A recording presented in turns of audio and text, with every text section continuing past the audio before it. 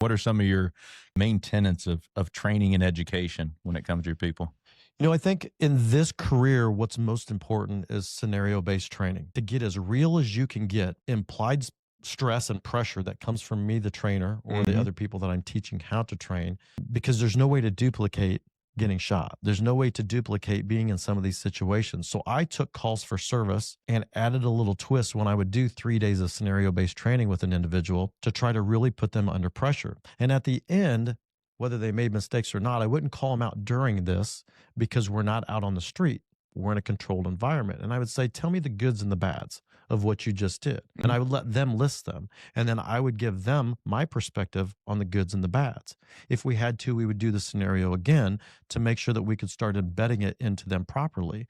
And I think that's where we fail in law enforcement, is that we don't spend the money where we need to spend it, and it costs us money later on.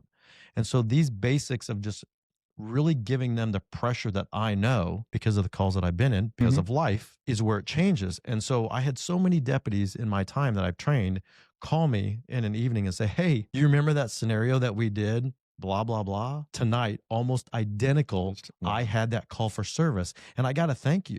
Well, why are you thanking me?